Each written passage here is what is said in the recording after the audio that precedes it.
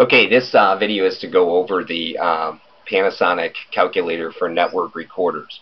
So I've opened up the calculator, and the first thing that I like to do is open up my parameters on my cameras so I can see what I'm running. And then I also will pull detailed information on which recorder I'm going to use at the end to see exactly what it is that I need. So for example here, let's just, the first thing you'll see is you basically have your cameras and what you're going to run them in.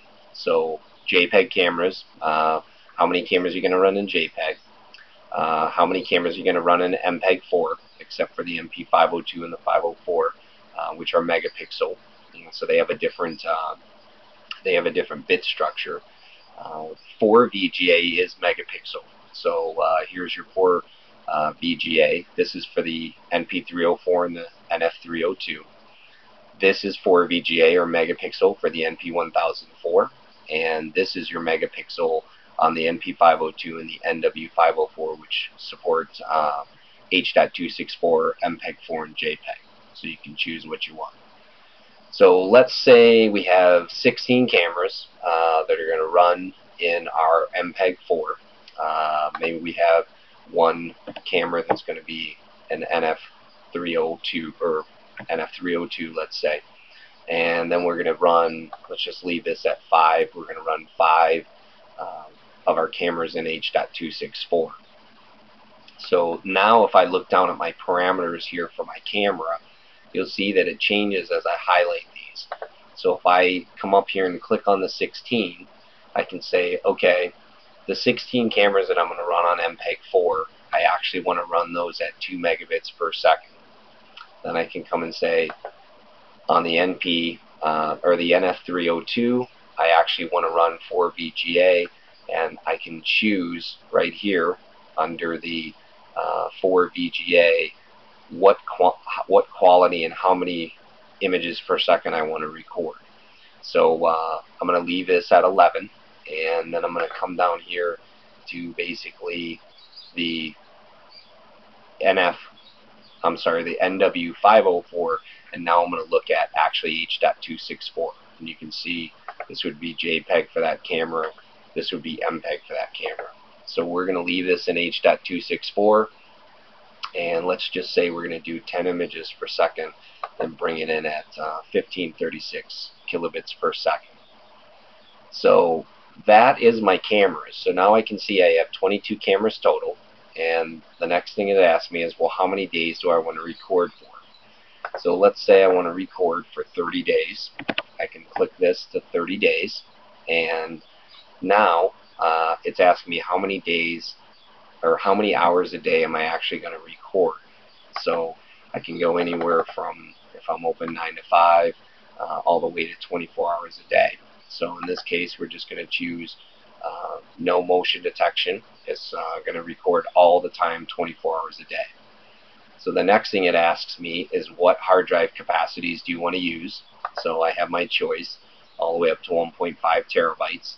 I'm going to choose this 1 terabyte, and here I've got my different RAID configurations, or I can take my RAID off and just run it standard.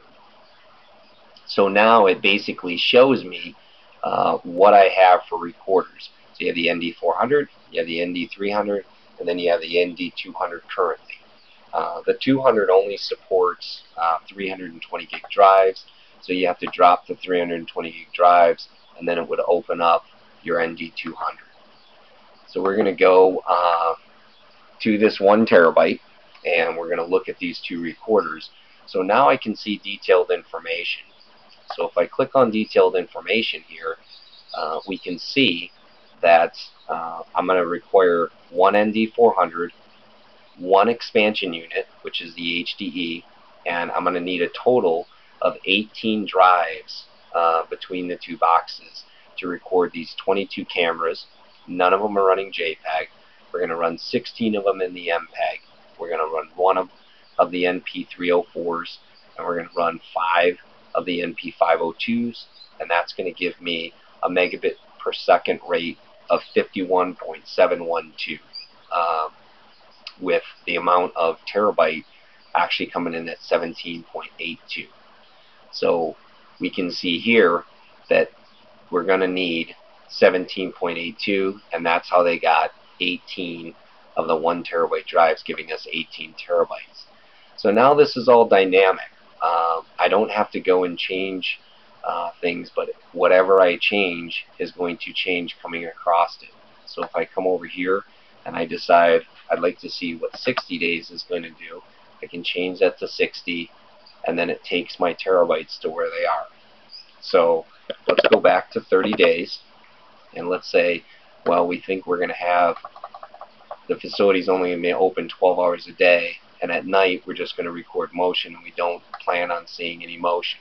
So now I can drop this to 12, and now I can see that I basically have 8.9 terabytes, or 1 terabyte, or I'm sorry, or 9 terabytes, which does fit in our base unit. So now the expansion unit's gone, and it's telling me basically that I need 9 hard drives in the base ND400 to accomplish what it is that I want.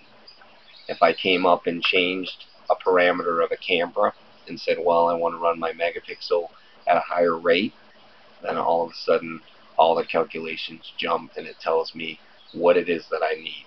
So that is how to use the simple calculator.